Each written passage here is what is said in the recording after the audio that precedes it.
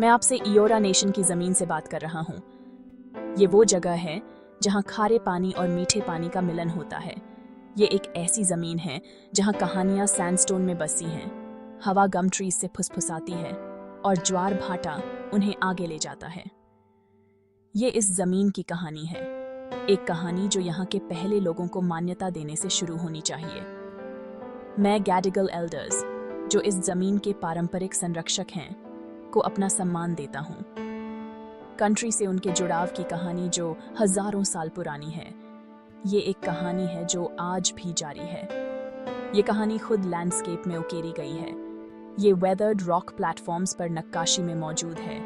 ये पीढ़ी दर पीढ़ी चली आ रही भाषाओं में बोली जाती है, ऐसी भाषाएं जो इस ज़मीन का ज्ञान रखती हैं। ये सर्वाइवल और रेजिलियंस की कहानी है, लॉस और एडेप्टेशन की, एबोरिजिनल लोगों की एंड्यूरिंग स्ट्रेंथ की। ये एक ऐसी कहानी है जो अक्सर अनकही रह जाती है, एक इतिहास जो साफ नजर आते हुए भी छिपा हुआ है। अब सुनने का समय है। ये वॉरेन की कहानी है, एक जगह जिसे अब हम सिडनी कोव कहते हैं, और हाइड पार्क बैरक्स की, एक इमारत जो प्रोफाउंड चेंज के समय का प्रतीक है। ये दो संस्कृतियों के टकराव की कहानी है, दुनिया की सबसे पुरानी जीवित सभ्यता और एक युवा महत्वाकांक्षी साम्राज्य के बीच संघर्ष की। ये ऑस्ट्रेलिया की कहानी है, एक कहानी जो हमें बताई जानी चाहिए अगर हम वास्तव में इस देश और यहाँ के लोगों को समझना चाहते हैं। यूरोपियंस के आने से पहले सिडनी हार्बर के किनारों को गैडिगल लोग वॉरेन के नाम से जानते थे, जो इयोरा नेशन के सॉल्ट वाटर पीपल थे। वॉरेन सिर्फ एक जगह नहीं थी, ये गैडिगल लोगों के जीवन का सार थी। इस जमीन से उनका जुड़ाव बहुत गहरा था, उनके अस्तित्व में रचा बसा था। सदियों से वो प्रकृति के साथ तालमेल बिठाकर रह रहे थे। उनका जीवन ज्वार भाटे के उतार चढ़ाव, चांद के चक्र और जमीन की उर्वरता से जुड़ा हुआ था। वॉरेन ने गैडिगल लोगों को फलने फूलने के लिए जो कुछ भी चाहिए था, वो सब कुछ दिया। पानी में मछलियां और शेलफिश भरे हुए थे, जबकि आसपास के जंगल खाने वाले पौधों, जड़ों और शिकार की भरमार थी। वो कुशल शिकारी और संग्रहकर्ता थे। जमीन का उनका ज्ञान पीढ़ी दर पीढ़ी चलता आया था। उन्हें मछली पकड़ने के सबसे अच्छे स्थान पता थे, फल और जामुन इकट्ठा करने के मौसम और उन जानवरों की आदतें जिनका वो शिकार करते थे। उनका जीवन समारोहों और परंपराओं से भरपूर था। ड्रीमिंग की कहानियाँ सृजन के समय की लैंडस्केप में उकेरी गई थीं। उनका अर्थ चट्टानों और पेड़ों में समाया हुआ था। ये कहानियाँ दुनिया में उनकी जगह, जमीन और एक दूसरे के साथ उनके रिश्ते को बयां करती थीं। वो कोरबोरीज करते थे, ऐसे समारोह जो नृत्य, संगीत और कहानी सुनाने से भरपूर होते थे, जिससे उनकी संस्कृति और परंपराएं जीवित रहीं। गैडिगल लोगों के लिए वॉरेन अपनेपन की जगह थी, गहरे आध्यात्मिक जुड़ाव की जगह थी। ये एक ऐसी जगह थी जहां अतीत, वर्तमान और भविष्य आपस में गूंथे हुए थे, जहां पूर्वज जीवित लोगों के साथ चलते थे। ये शांति की जगह थी, अबंडेंस की जगह थी, एक ऐसी जगह जिसे वो घर कहते थे। जनवरी 1788 में वॉरेन की शांति भंग हो गई। कैप्टन आर्थर फिलिप और फर्स्ट फ्लीट, जो एक दूर देश से कैदियों और उपनिवेशवादियों को ले जाने वाले 11 जहाज़ों का बेड़ा था, का आगमन इस प्राचीन भूमि में एक नए युग की शुरुआत का प्रतीक था। गैडिगल लोगों के लिए ये एक ऐसा पल था जिसने उनकी जिंदगी हमेशा के लिए बदल दी। अंग्रेजों का आगमन गैडिगल लोगों के लिए उत्सुकता और आशंका दोनों का स्रोत था।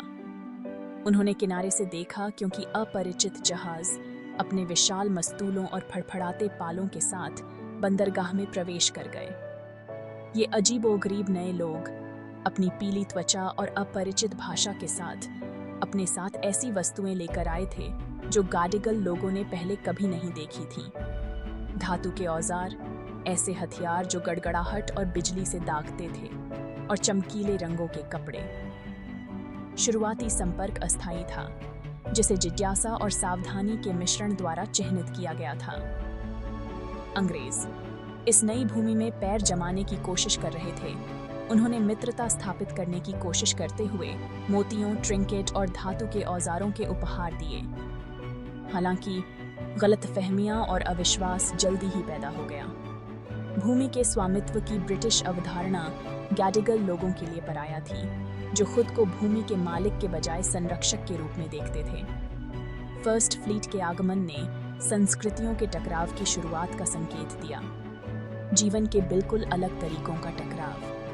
गैडिगल लोगों के लिए इसने अपनी भूमि, अपनी संस्कृति और अपने जीवन के तरीके को बनाए रखने के लिए एक लंबे और दर्दनाक संघर्ष की शुरुआत को चिह्नित किया। फर्स्ट फ्लीट अपने साथ एक छिपा हुआ और घातक खतरा लेकर आया था। बीमारियां। गैडिगल लोग, जिनमें नए लोगों द्वारा लाई गई बीमारियों से लड़ने की प्रतिरोधक क्षमता नहीं थी, वो महामारियों से नष्ट हो गए जो जंगल की आग की तरह उनके समुदायों में फैल गईं। चेचक, इन्फ्लुएंजा, खसरा और अन्य बीमारियों ने आदिवासी आबादी को तबाह कर दिया, जिससे उनके पीछे मौत और तबाही का मंजर छा गया। ये बीमारियां भयावह गति से फैलती हैं। अक्सर उपनिवेशवादियों के संपर्क के कुछ ही दिनों के भीतर पूरे परिवार और समुदाय मिट जाते थे। गैडिगल लोग, जो हजारों वर्षों से सापेक्ष आइसोलेशन में रहते थे, के पास इन अदृश्य दुश्मनों से बचाव के लिए कुछ भी नहीं था। उनके पारंपरिक उपचार के तरीके, जो पीढ़ियों से ज्ञात बीमारियों के खिलाफ प्रभावी थे, इन नई और घातक बीमारियों के खिलाफ शक्तिहीन थे।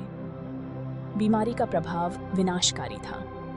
गैडिगल आबादी, जो कभी जीवंत और समृद्ध थी, तेजी से घटने लगी। उनके समाज का सामाजिक और सांस्कृतिक ताना बाना बिखर गया, क्योंकि बुजुर्ग, ज्ञान रखने वाले और पूरी पीढ़ियां बीमारी के कारण दम तोड़ गईं। इतने कम समय में इतने सारे लोगों की मौत विनाशकारी थी, जिससे आदिवासी समुदाय पर गहरा घाव हो गया। बीमारी की शुरुआत बहुत बड़े पैमाने पर एक त्रासदी थी, उपनिवेशवाद का एक परिणाम, जिसका आदिवासी लोगों पर विनाशकारी और स्थायी प्रभाव पड़ा। यह मानव जीवन की नाजुकता और संस्कृतियों के टकराव से उत्पन्न होने वाले विनाशकारी परिणामों की एक कठोर याद दिलाता है। ये वीडियो देखने के लिए धन्यवाद।